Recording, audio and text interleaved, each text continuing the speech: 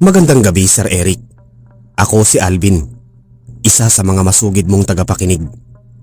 Gusto ko lang ibahagi itong karanasan ng pamilya namin noong taong 1989. Totoong kwento ito at hanggang ngayon kapag naaalala namin ni Marvin at Buboy ang nangyari sa liblib na bahagi ng Quezon Province, kinikilabutan pa rin kami. Noong summer ng 1989 na pagkasunduan ng pamilya na umuwi sa probinsya ng aming lolo sa isang munting baryo sa Quezon, gamit ang lumang owner-type jeep ni Tatay Edwin. Maaga kaming bumiyahe, kasama namin sa sasakyan si Nanay Celia, ang kuya kong si Marvin, ang bunso naming si Buboy, at ang pinsan naming si Dina. Edwin, sigurado ka ba sa daan na ito? Parang kanina pa tayo paikot-ikot dito sa may nyogan. Wika ni Celia habang nakahawak sa braso ng asawa. Celia, ito ang tinuro sa ating shortcut ni Mang Tano bago tayo lumiko sa highway. Mas mabilis daw ito kaysa doon sa main road na ginagawa. Sagot naman ni Edwin habang pilit na pinapatakbo ng maayos ang jeep sa baku-bakong daan. Madilim na ang paligid noon. Wala pang mga street lights sa mga ganitong klaseng probinsya. Ang tanging liwanag lang namin ay ang ilaw na dilaw na medyo malabong headlight ng jeep. Sa magkabilang gilid ng daan ay matatayog na puno ng nyog at makakapal na kawayanan na tila sumasabay sa ihip ng hangin. Tatay Edwin, naiihi na po ako, sabi ni Boboy mula sa likuran. Tiisin mo muna, Boboy. Malapit na tayo sa susunod na baryo. Doon na tayo hihinto, tugon ni Edwin. Marvin, tignan mo yung matanda sa ilalim ng puno, bulong ni Dina kay Marvin. Napatingin si Marvin sa tinuturo ng pinsan. Sa ilalim ng isang malaking puno ng balete may isang matandang lalaki na nakatayo. Nakasuot ito ng kupas na kamiseta at tila may bitbit na sulo. Pero ang nakakapagtaka ay hindi man lang ito gumagalaw habang dumadaan kami. Hayaan mo na yan, Dina. Baka nagbabantay lang ng sakahan, sabi ni Marvin bagamat nararamdaman na rin niya ang kakaibang kaba. Habang tumatagal lalong kumikipot ang daan. Ang semento ay napalitan na ng purong putik at bato. Biglang huminto ang makina ng jeep. Kumadyot ito ng 3 beses bago tuluyang namatay ang tunog ng makina. Anong nangyari, Edwin? Tanong ni Celia na nagsisimula ng kabahan. Hindi ko alam, Celia. Hindi naman dapat mag-overheat ito dahil bago ko ito dinala sa talyer noong 1 linggo. Sagot ni Edwin habang sinusubukang paandarin muli ang susi. Pero tanging tunog lang ang naririnig nila. Bumaba si Edwin para tignan ang makina. Sa labas ang tanging maririnig ay ang huni ng mga kuliglig at ang malakas na pagaspas ng mga dahon. Napansin ni Marvin na tumahimik bigla ang paligid. Yung tipong pati ang mga kuliglig ay biglang huminto sa paghuni. Marvin, bumaba ka muna dito at hawakan mo itong flashlight, utos ni Edwin. Bumaba si Marvin habang tinatapatan niya ng ilaw ang makina. Napansin niya ang isang mabahong amoy. Amoy na tila nabubulok na karne o malansang isda na naiwan sa arawan. Tatay, amoy patay na hayop po dito, sabi ni Marvin habang tinatakpan ang kanyang ilong. Oo nga, Marvin, parang may kung anong malapit dito, sagot ni Edwin. Biglang sumigaw si Dina mula sa loob ng jeep. Marvin, tatay, may tao sa likod ng kawayanan. Mabilis na itinutok ni Marvin ang flashlight sa direksyon ng kawayan. Doon nakita nila ang isang mahabang figura. Hindi ito mukhang tao dahil sa sobrang haba ng mga bias nito. Nakasilip ito sa likod ng mga kawayan at ang mga mata nito ay nanlilisik na parang sa pusa kapag natatamaan ng ilaw. Edwin, sumakay na kayo. Bilisan nyo, sigaw ni Celia habang yakap-yakap ang nanginginig na si Buboy. Nagmamadaling sumakay si Marvin at Edwin sa hindi maipaliwanag na pagkakataon. Sa isang pihit ni Edwin ng susi, umandar ang makina ng jeep. Hindi na nag-aksaya ng panahon si Edwin at mabilis na tinapakan ng silinyador. Di na wag kang titingin sa likod, utos ni Marvin habang nararamdaman ang pagyanig ng jeep sa lubak-lubak na daan. Ngunit hindi napigilan ni Buboy ang lumingon. Kuya Marvin, bakit sumusunod sa atin yung aso? Pero bakit ang laki niya? Lumingon si Marvin. Sa likuran ng jeep may isang itim na aso na kasing laki ng guya. Mabilis itong tumatakbo at tila hindi napapagod at kakahabol sa kanila. Ang mas nakakatakot, ang mga mata nito ay kulay pula at naglalaway ng mahaba nitong dila. "Edwin, bilisan mo pa," hiyaw ni Celia. "Celia, sagad na ito. Mapuputukan tayo ng gulong sa bilis natin," sagot ni Edwin habang pinagpapawisan ng malapot sa manabela. Biglang tumalon ang malaking aso sa gilid ng jeep. Nawala ito sa dilim.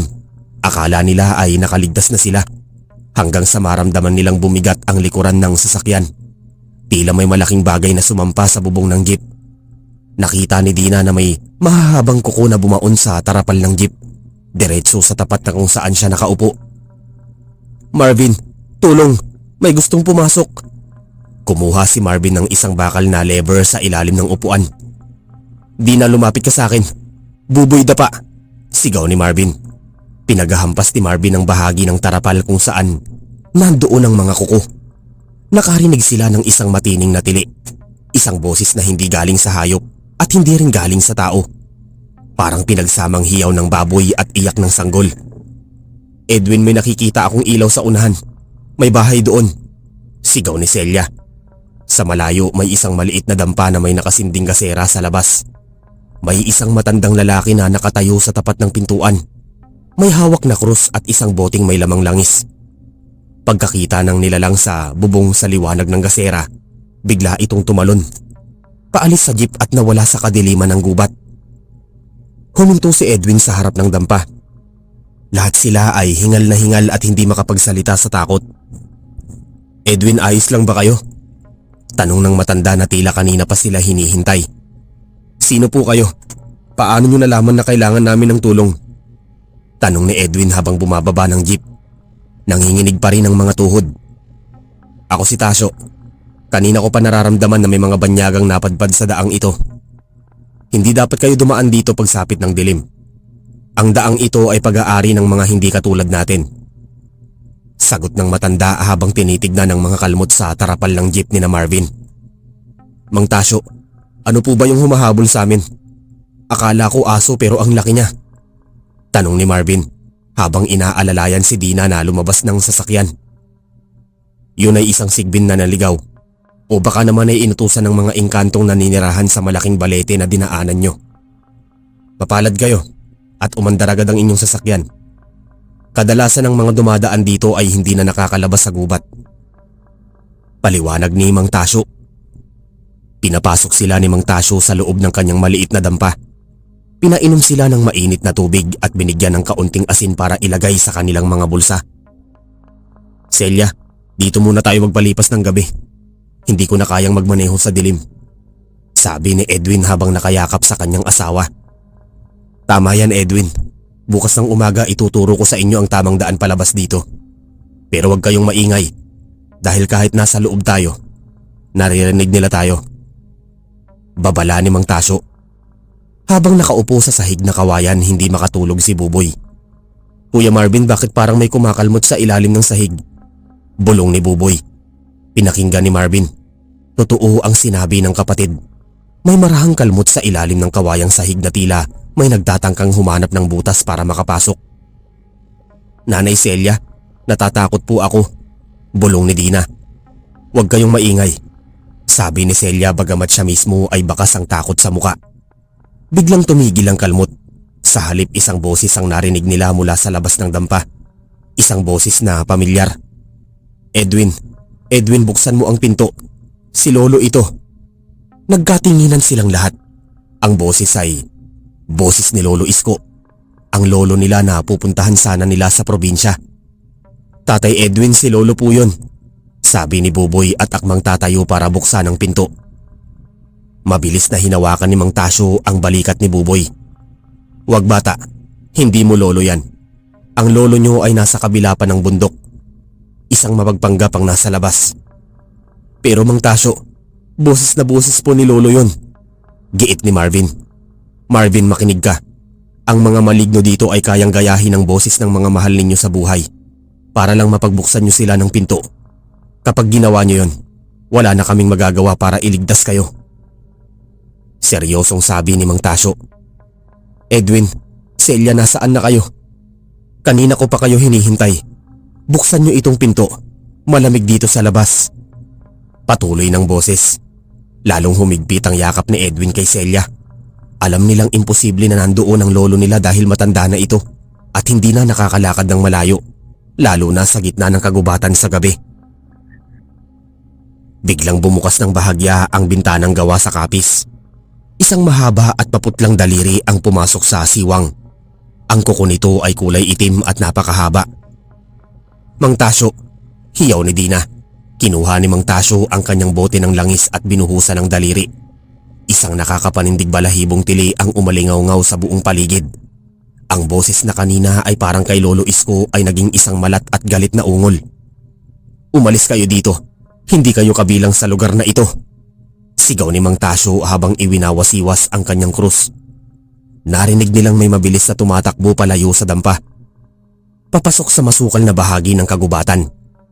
Natahimik muli ang paligid pero walang sino man sa kanila ang nangahas na pumikit. Madaling araw na noon nang mapansin ni Marvin na unti-unti nang nagliliwanag ang langit. Hindi sila nakatulog kahit isang minuto. Edwin, Marvin, ihanda nyo na ang sasakyan. Paglabas ng sikat ng araw, kailangan nyo nang umalis. Utos ni Mang Tasyo. Lumabas sila ng dampa. Nakita nila ang jeep na punong-puno ng mga kalmot. Ang mga gulong ay tila may mga bakas ng kagat, pero buti na lang at hindi sumabog. Marvin, tignan mo yung gulong sa likod, sabi ni Buboy. May nakadikit na mahabang buhok na kulay abo sa rim ng gulong. Amoy lansa pa rin ang paligid pero hindi nakasintindi noong gabi. Maraming salamat po, Mang Tasyo. Hindi namin alam ang gagawin kung wala kayo. Pasalamat ni Edwin habang inaabutan ng kaunting pera ang matanda.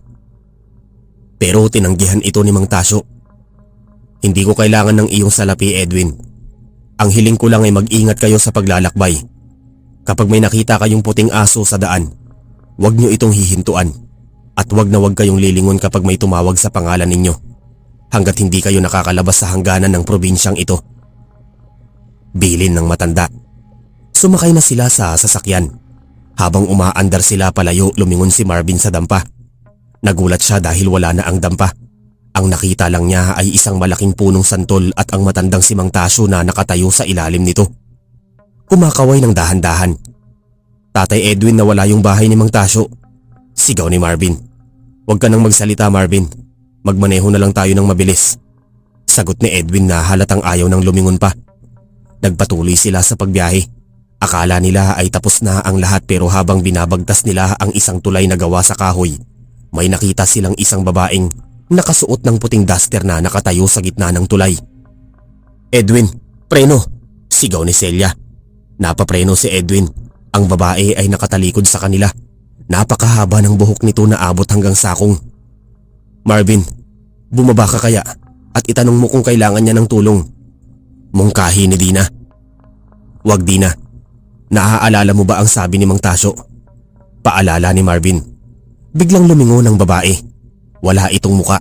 Isang patag na balat lang ang nasa harap ng kanyang ulo. Walang mata, walang ilong at walang bibig.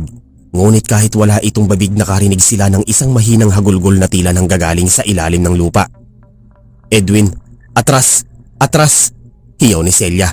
Mabilis na kinambyo ni Edwin ang jeep pa atras. Pero sa likuran nila may isa pang babaeng katulad nito ang nakatayo na rin. Napaliligiran na sila. Marvin, Buboy, hawak kayo sa upuan, sigaw ni Edwin. Imbis na huminto, pinaharurot ni Edwin ang jeep pasulong, diretso sa babaeng walang muka. Inasahan nilang mababangga nila ito pero paglampas ng jeep, tumagos lang sila dito na parang usok. Ramdam nila ang biglang paglamig ng hangin sa loob ng sasakyan. Nakaalis ba tayo, Tatay Edwin? Tanong ni Buboy habang nakasubsob ang muka sa tuhod ni Marvin. Mukhang oo, Buboy. Malapit na tayo sa kabayanan, sagot ni Edwin habang nakakakita ng mga poste ng kuryente at mas maraming bahay. Nang makarating sila sa bayan, huminto sila sa isang karinderya para kumain. Gutom na gutom at pagod silang lahat. Marvin, tignan mo yung braso mo, sabi ni Dina. Napatingin si Marvin sa kanyang braso. May bakas doon ng 5 daliri na tila pasa, kulay ube at malamig sa hipo. Kailan ito nangyari? Hindi ko naman naramdaman na may humawak sa akin, sabi ni Marvin. Edwin, kailangang magpatingin tayo sa albularyo pagdating natin kina Lolo Isko. Hindi normal ang mga nangyaring ito, wika ni Celia habang tinitignan ang marka sa braso ni Marvin. Pagdating nila sa bahay ni Lolo Isko, sinalubong sila nito. May kaba sa muka. Bakit ngayon lang kayo? Kagabi ko pa kayo inaasahan. May nangyari ba sa daan? Tanong ni Lolo Isko habang niyayakap ang kanyang mga apo. Lolo Isko, may humabol po sa amin ng malaking aso at may nakita kaming babaeng walang muka. Kwento ni Buboy. Natahimik si Lolo Isko. Pinapasok niya sila sa loob at agad na nagsindi ng kamangyan. Edwin, Celia, dumaan ba kayo sa sitio Maligno? Hindi ko po alam ang pangalan, Lolo, pero shortcut daw po yun, sabi ng isang lalaki sa highway. Sagot ni Edwin. Anak, walang shortcut sa daang yon. Ang daang tinahak nyo ay matagal nang isinara dahil maraming nawawala doon. At yung sinasabi ninyong Mang Tasyo, si Tasyo ay pinsan ko. Pero namatay na siya noong 1975 pa dahil sa pananambang ng mga masasamang loob sa gubat na yon.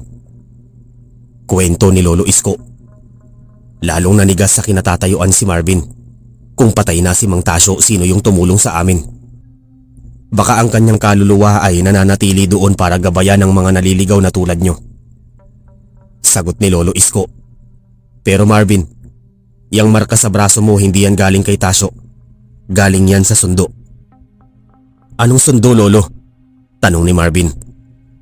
Ang sundo ng mga engkanto. Kapag hinawakan ka nila, ibig sabihin ay minarkahan ka na nila. Hindi ka nila tatantanan hanggat hindi ka nila nadadala sa kanilang mundo. Babala ni Lolo Isko. Noong gabing yun habang natutulog sila sa lumang bahay ni Lolo Isko, nagising si Marvin dahil sa isang mahinang kaluskos sa labas ng bintana. Marvin, Marvin, halika dito. Isang tinig ang tumatawag sa kanya. Hindi ito boses ni Edwin o ni Celia o ni Lolo Isko. Boses ito ng isang bata. Parang kalaro niya noong maliit pa siya. Dahan-dahang tumayo si Marvin, tila hinihila ng isang puwersa na hindi niya mapigilan. Naglakad siya papunta sa bintana at binuksan ito. Sa labas sa ilalim ng punong mangga nakita niya ang isang batang lalaki na nakatalikod. Sino ka? Tanong ni Marvin. Lumingon ang bata. Gaya ng babae sa tulay, wala rin itong muka. Pero sa pagkakataong ito may hawak itong bola na gawa sa bungo ng tao. Laro tayo, Marvin, sabi ng bata habang unti-unting lumalapit sa bintana. Marvin, wag! Sigaw ni Buboy na nagising pala. Nagulat si Marvin at tila natauhan. Mabilis niyang isinara ang bintana at nilak ito. Hingal na hingal siyang napasandal sa pader. Buboy, nakita mo ba yon? Tanong ni Marvin. Opo kuya, pero hindi lang yung bata ang nandoon. Sa likod niya napakaraming tao na nakatayo. Lahat sila walang muka. Sabi ni Buboy habang nanginginig. Hindi na muling nakatulog ang dalawa. Kinabukasan dinala sila ni Lolo Isko sa isang kilalang albularyo sa kabilang baryo. Ang pangalan niya ay Tata Unsing. Pagkakita pa lang ni Tata Unsing kay Marvin, umiling na ito. Malalim ang marka, Edwin. Hindi ito basta-bastang maligno lang. Ang kumuha sa kanya ay isang mataas na uri ng engkanto mula sa kaharian ng mga kawayan. Ano pong dapat namin gawin, Tata Unsing? Tanong ni Celia na umiiyak na. Kailangan mag-alay tayo. Pero hindi sa patang manok o baboy. Gusto nila ng kapalit. Sabi ni Tata Unsing habang naglalatag ng mga dahon ng sambong sa sahig. Anong kapalit? Tanong ni Edwin.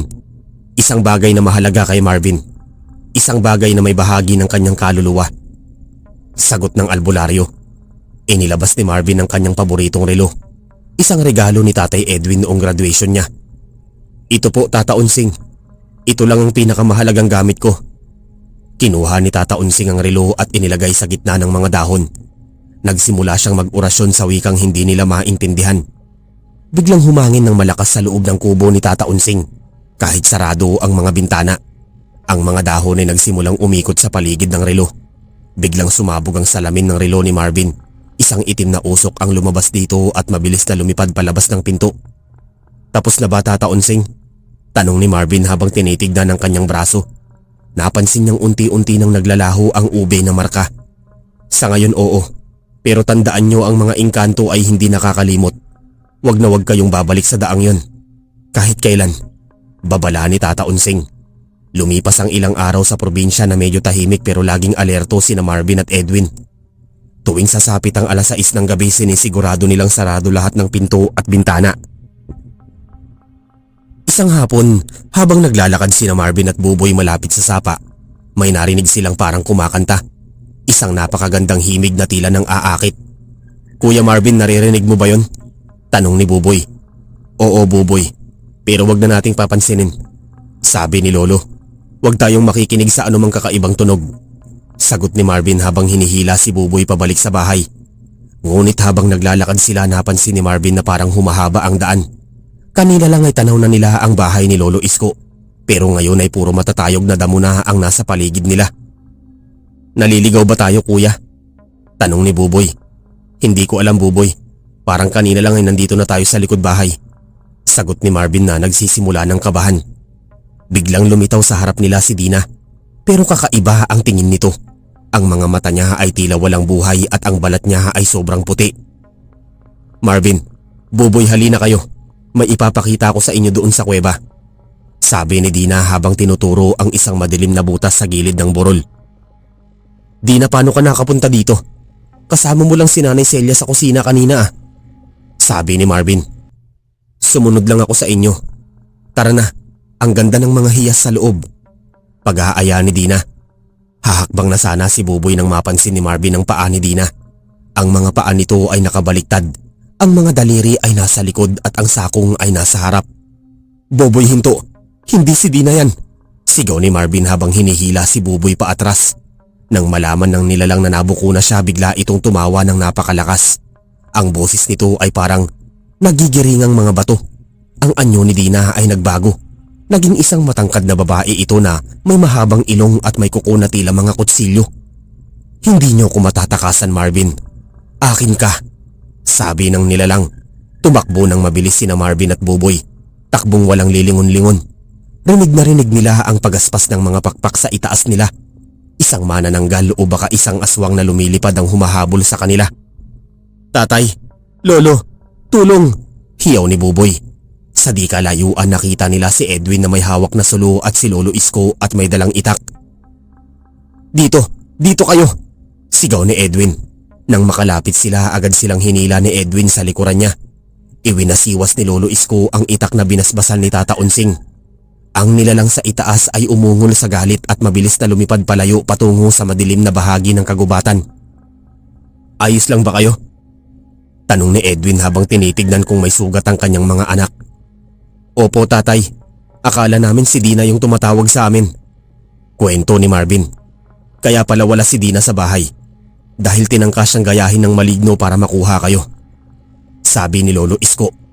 "Kailangang mag-ingat kayo dahil hanggang sa huling sandali nyo dito, susubukan nila kayong kunin."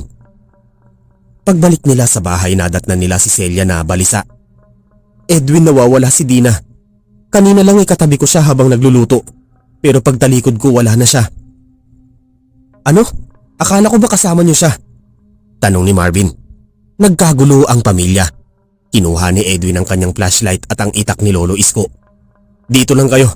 Hahanapin ko si Dina." "Sasama ako tay," sabi ni Marvin.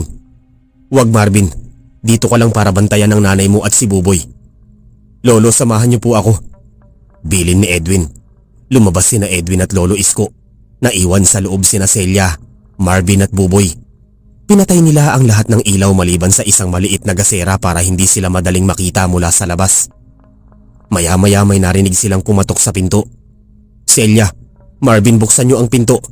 Si Dina ito. Natatakot ako." Boses ni Dina. Umiiyak ito at tila hirap na hirap. "Dina, ikaw ba yan?" tanong ni Celia at akmang lalapit sa pinto. "Nanay, wag. Baka yung maligno na naman yan," pigil ni Marvin. "Pero Marvin, paano kung si Dina nga yan? Paano kung iniwan siya ni na Edwin sa labas?" Nag-aalalang sabi ni Celia. Tinignan ni Marvin sa siwang ng pinto. Nakita niya si Dina na nakatayo sa labas. Basang-basa ng ulan at nanginginig. Pero may napansin si Marvin. Ang mga mata ni Dina ay kulay itim lahat. Walang puti. "Hindi si Dina yan nanay. Tignan mo ang mga mata niya," bulong ni Marvin. Nang mapagtanto ni Celia ang nakita, napaurong siya sa takot. Ang Dina na nasa labas ay nagsimulang kalmutin ang pinto. "Buksan niyo ito. Akin na si Marvin. Akin na siya." Lalong lumakas ang kalmot at tila masisira na ang pinto. Kumuha si Marvin ng asin at itinaklob sa siwang ng pinto. Isang nakakangilong hiyawang narinig nila mula sa labas. "Ang hapde! Papatayin ko kayong lahat!" Sigaw ng nilalang. Biglang dumating sina Edwin at Lolo Isko. May bitbit silang isang tao. Si Dina, walang malay. At puno ng putik ang katawan. Nakita namin siya sa loob ng isang malaking butas ng puno. Tinangka siyang itago ng mga nuno. Sigaw ni Edwin habang mabilis na pumapasok sa loob ng bahay. Nang makita ng nilalang sa labas sina Edwin, mabilis itong naglaho sa dilim. Isinara agad ni Lolo Isko ang pinto at binuhusan ng benditadong tubig ang bawat kanto ng bahay. "Ayos lang si Dina. Tulog lang siya dahil sa engkanto," sabi ni Lolo Isko habang inihihiga ang apo sa papag. "Lolo, kailan ba matatapos ito? Gusto ko na pong umuwi," iyak ni Buboy. "Bukas na bukas din. Pagputok ng araw, aalis na kayo. Hindi na ligtas para sa inyo dito. Masyado kayong mabango sa mga taga rito," sabi ni Lolo Isko. Hindi na sila natulog hanggang sa mag-umaga. Pagdating ng alas 5 ng madaling araw, mabilis nilang inimpake ang kanilang mga gamit. "Edwin, mag-ingat kayo sa biyahe. Huwag hihinto hanggat hindi nakakarating sa bayan ng Lucena," bilin ni Lolo Isko habang nagpapaalam sa kanila. Sumakay na sila sa jeep. Habang umaalis sila, nakita ni Marvin sa rearview mirror ang isang grupo ng mga tao na nakatayo sa dulo ng kalsada. Lahat sila ay nakatingin sa kanila at lahat sila walang muka. "Marvin, huwag ka nang tumingin," sabi ni Edwin habang pinapabilis ang takbo ng jeep. Nang makarating sila ng highway, doon lang sila nakahinga ng maluwag. Ang sikat ng araw ay tila nagbigay sa kanila ng bagong pag-asa. "Salamat sa Diyos, nakalabas din tayo," sabi ni Celia habang hinahaplos ang buhok ni Dina na nagsisimula na ring magkamalay. "Nasaan tayo? Anong nangyari?" tanong ni Dina. Tila walang maaalala sa mga naganap kagabi. "Wala, Dina. Basta magpahinga ka na lang muna," sagot ni Marvin. Akala nila ay ligtas na sila nang makarating sa bahay nila sa Maynila. Pero isang gabi habang natutulog si Marvin, narinig niya ang isang pamilyar na kaluskos sa ilalim ng kanyang kama. "Marvin, hindi pa tayo tapos." "Sir Eric, akala ko talaga noong nakarating na kami sa Maynila ay tapos na ang lahat. Akala namin ang mga simentadong kalsada at ang ingay ng lungsod ay sapat na para layuan kami ng mga elementong yun mula sa Quezon. Pero mali kami. Noong gabing yun habang nakahiga ako sa aking silid, doon ko napatunayan na kapag minarkahan ka na nila, dala-dala mo ang bakas nila kahit saan ka magpunta. Hindi ako makagalaw sa aking kama, parang may mabigat na nakadagan sa dibdib ko. Yung tinatawag nating bangungot, pero gising ang diwa ko. Rinig na rinig ko ang kaluskos sa ilalim ng papag ko. Isang tunog na parang kuko na kinakalmot sa kahoy. Marvin, laro tayo." Ang boses na yun ang boses ng batang walang muka na nakita ko sa probinsya. Paano siya nakasunod dito? Paano siya nakapasok sa loob ng bahay namin sa gitna ng mataong subdivision? Pilit kong iginalaw ang aking kamay para abutin ang rosaryo sa ilalim ng unan ko. Nang mahawakan ko ito, biglang lumamig ang paligid. Ang hangin ay amoy lansa at amoy tuyong dahon. Biglang tumigil ang kaluskos, pero ang sumunod na narinig ko ay mas nakakakilabot. "Marvin, bakit ayaw mo kaming papasukin?" Boses naman ni Dina ang narinig ko, pero nanggagaling ito sa labas ng bintana ng kwarto ko sa ikalawang palapag. Alam kong tulog na si Dina sa kabilang kwarto. Imposibleng nasa labas siya ng bintana ko, lalo na't napakataas nun. Hindi ko pinansin ang boses. Pinikit ko ang aking mga mata at nagsimulang magdasal ng Ama namin. Sa bawat salitang binibitawan ko, lalong bumibigat ang pakiramdam sa kwarto. Naramdaman ko ang isang malamig na hininga sa may bandang tenga. "Hindi ka ililigtas ng dasal mo, Marvin. Pinirmahan mo na ang kasunduan noong tinanggap mo ang tulong sa gubat." Biglang bumukas ang pinto ng kwarto ko. Pumasok si Tatay Edwin. May hawak na flashlight. "Marvin, bakit ka sumisigaw?" Nakahinga ako ng maluwag. Nawala ang bigat sa dibdib ko.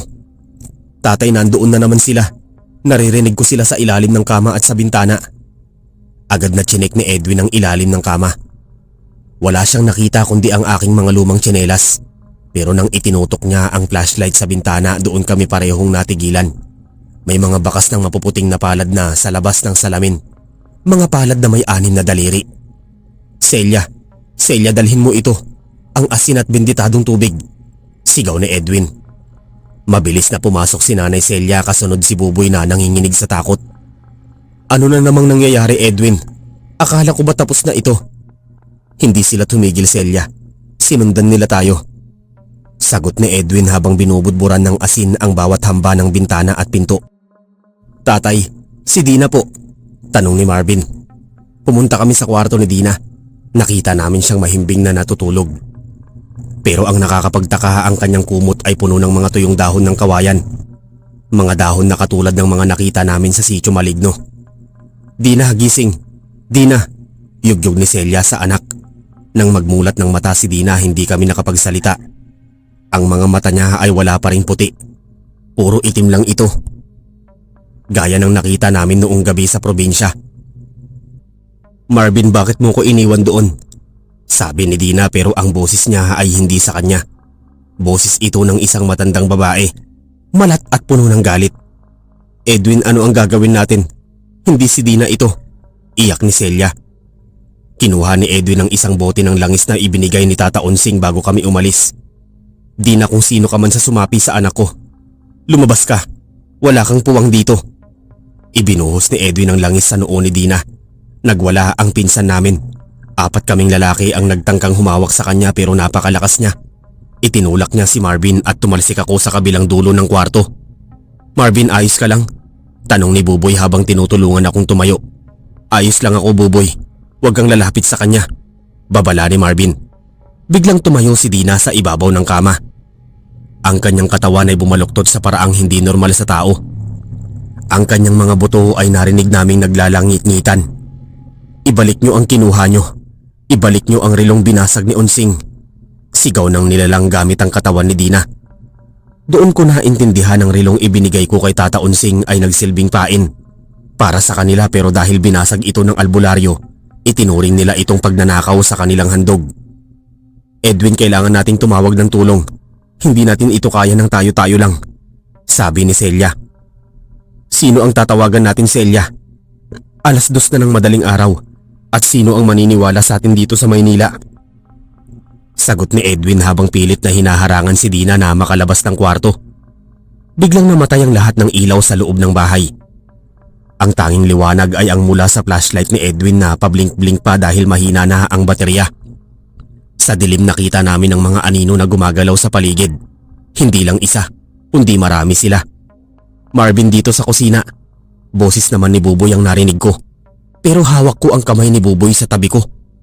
Tatay Edwin, may gumagaya sa boses ni Buboy sa kusina. Bulong ni Marvin. Huwag kayong hihiwalay sa akin, Celia. Hawakan mo ang damit ko. Buboy, Marvin, kapit lang kayo. Utos ni Edwin. Dahan-dahan kaming bumaba papunta sa sala. Ang bawat hakbang namin sa hagdan ay may kasabay na kaluskos sa dingding. Parang may mga nilalang na gumagapang sa pader kasabay namin. Pagdating sa sala, nakita namin ang pintuan na nakabukas ng malapad. Sa labas, hindi ang kalsada ng subdivision ang nakita namin. Ang nakita namin ay ang masukal na kagubatan ng Sitio Maligno. Ang aming bahay sa Maynila ay tila naging isang lagusan pabalik sa lugar na pinanggalingan namin. Paano nangyari ito, Edwin? Nasa Quezon ba tayo uli? Tanong ni Celia na halos mawalan na ng malay sa takot. Hindi ko alam, Celia, pero wag kayong lalabas ng pinto, sabi ni Edwin. Biglang may pumasok na isang matangkad na figura mula sa pinto. Akala namin ay isa na namang maligno, pero nang matamaan ng flashlight, nakita namin ang isang pamilyar na muka. Mang Tasyo, gulat na sabi ni Marvin. Ang matandang tumulong sa amin sa gubat ay nandoon. Nakatayo sa aming sala, pero ang kanyang itsura ay mas malinaw ngayon. May mga bahagi ng kanyang muka na tila naaagnas na, at ang kanyang suot ay ang lumang damit na pang 1970s. Edwin, Marvin, kailangan tapusin ang sinimulan, sabi ni Mang Tasyo. Mang Tasyo, tulungan niyo po kami. Ang anak ko si Dina sinasapian, pakiusap ni Edwin. Hindi siya sinasapian, Edwin. Ang kaluluwa niya ay naiwan sa gubat. Ang nasa loob ng katawan niya ngayon ay isang palit tao. Isang engkanto na nag-anyong Dina. Paliwanag ni Mang Tasyo. Nanginig ang buong katawan ni Marvin. Ibig niyo pong sabihin ang kasama naming umuwi dito sa Maynila ay hindi ang totoong Dina? Mula pa noong nahanap niyo sa butas ng puno, hindi na siya ang totoong Dina. Ang totoong Dina ay bihag pa rin sa kaharian ng kawayanan. Seryosong sabi ni Mang Tasyo. Anong dapat naming gawin? Kailangan naming makuha ang totoong Dina, iyak ni Celia. Kailangang bumalik ang isa sa inyo sa sitio maligno. Ngayon din bago magliwanag, sabi ni Mang Tasyo. At si Marvin ang kailangang pumunta. Siya ang may marka. Siya ang hinahanap nila. Hindi ko hahayaang bumalik ang anak ko doon. Pagkontra ni Edwin. Kung hindi siya babalik, hindi lang si Dina ang mawawala. Unti-unti kayong kukunin ng gubat na ito hanggang sa maging bahagi na kayo ng kanilang mundo. Babala ni Mang Tasyo habang itinuturo ang pinto kung saan tanaw ang kagubatan. Tinignan ko si Tatay Edwin. Tinignan ko si Nanay Celia na yakap ang Dina, na palit tao. Alam kong wala akong pagpipilian. Tatay, pupunta ako. Sasama ako kay Mang Tasyo. Matapang na sabi ni Marvin. Marvin, hindi. Masyadong mapanganib, sabi ni Edwin. Tatay, ito lang ang paraan para mailigtas natin ang pamilya. Mag-ingat kayo dito. Huwag ninyong bibitawan ng palit tao na yan hanggat hindi ako nakakabalik, bilin ni Marvin. Kinuha ni Mang Tasyo ang kamay ni Marvin sa isang iglap. Naramdaman ni Marvin na ang isang malakas na hila. Pagdilat ng kanyang mata, wala na siya sa sala nila sa Maynila. Nakatayo na siya sa gitna ng maputik na daan ng sitio maligno sa tapat ng malaking puno ng balete. Mang Tasyo, nasaan po tayo? Tanong ni Marvin. Nasa puso tayo ng kanilang teritoryo, Marvin. Dito itinago si Dina. Tandaan mo, huwag kang kakausap sa kahit kanino. Huwag kang kakain ng kahit anong ialay nila. Hanapin mo ang punong kawayan na may kulay ginto ang dahon. Doon nakakulong ang pinsan mo, bilin ni Mang Tasyo bago ito unti-unting naglaho na parang usok. Mag-isa na lang si Marvin sa dilim. Ang tanging dala niya ay ang kanyang tapang at ang rosaryong mahigpit niyang hawak. Habang naglalakad, may naririnig siyang tawanan mula sa itaas ng mga puno.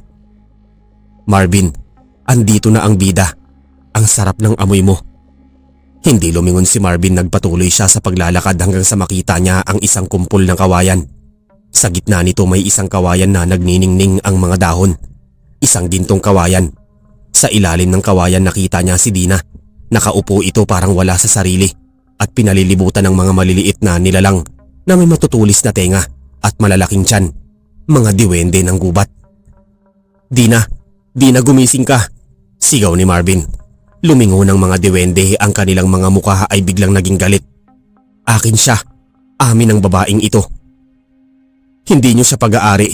Pakawalan niyo siya, sabi ni Marvin habang papalapit. Biglang lumitaw sa harap niya ang isang matangkad na lalaki na nakasuot ng barong Tagalog na gawa sa dahon. Ang balat nito ay kulay berde at ang kanyang buhok ay parang mga ugat ng puno. Marvin, matapang ka para bumalik dito, wika ng lalaki. Ito ang hari ng sitio maligno. Ibalik niyo po sa akin ang pinsan ko. Wala kaming ginagawang masama sa inyo, pakiusap ni Marvin. Pinasok niyo ang aming daan. Binulabog niyo ang aming katahimikan. Ang albularyong si Onsing, binastos niya ang aming alay. Galit na sabi ng hari. Ano po ang gusto niyo para pakawalan niyo siya? Tanong ni Marvin. Ngumiti ang hari.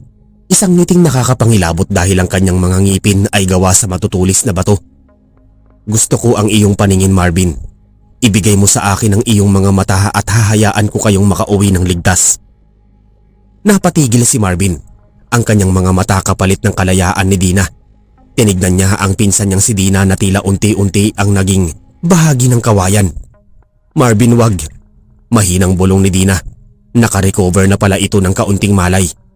Huminga ng malalim si Marvin. Sige, kunin niyo na ang paningin ko. Basta hayaan niyo kaming makaalis. Lumapit ang hari. Ang kanyang mahahabang kuko ay nakaturo sa mga mata ni Marvin. Pero bago pa siya makalapit may narinig silang malakas na tunog ng kampana. Ang kampana ng simbahan sa bayan, sabi ni Marvin. Nagkagulo ang mga nilalang. Ang hari ay tila nasasaktan sa tunog ng kampana. Ang sitio maligno ay nagsimulang gumuho. Ang dilim ay unti-unting napapalitan ng liwanag ng bukang liwayway. Marvin, takbo, sigaw ni Mang Tasyo na biglang lumitaw uli. Hinablot ni Marvin ang kamay ni Dina at tumakbo sila ng mabilis. Ramdam ni Marvin ang init ng araw na tumatama sa kanyang balat. Biglang may lumagabag. Nagising si Marvin sa sahig ng kanilang sala sa Maynila. Nakahiga din sa tabi niya si Dina na sa wakas ay may puti na ang mga mata at mahimbing nang natutulog. Marvin, Dina, sigaw ni na Edwin at Celia na kanina pa pala sila binabantayan. Nakalabas na po kami, tatay. Ligtas na kami, sabi ni Marvin habang naiiyak sa tuwa. Tinignan nila ang paligid. Ang sala nila ay maayos na. Wala na ang kagubatan. Wala na ang mga anino. Ang palit-tao na kamukha ni Dina ay naglaho na rin at napalitan ng isang tuyong puno ng saging na nakahiga sa sofa. Nang araw na yon agad na nagpasagawa ng basbas si Edwin sa buong bahay. Simula noon hindi na muling nagpakita ang mga nilalang. Pero si Marvin tuwing titingin siya sa salamin, napapansin niya ang isang bagay. Ang kanyang mga mata sa loob ng kanyang mga itim na balintataw tila may anino pa rin ng mga kawayan sa sitio maligno. At hanggang ngayon, Sir Eric, hindi pa rin nakakalimutan ni Marvin ang gabing yon. Dahil alam niya sa bawat liblib na lugar sa Pilipinas, may mga sitio maligno na naghihintay ng susunod na maliligaw.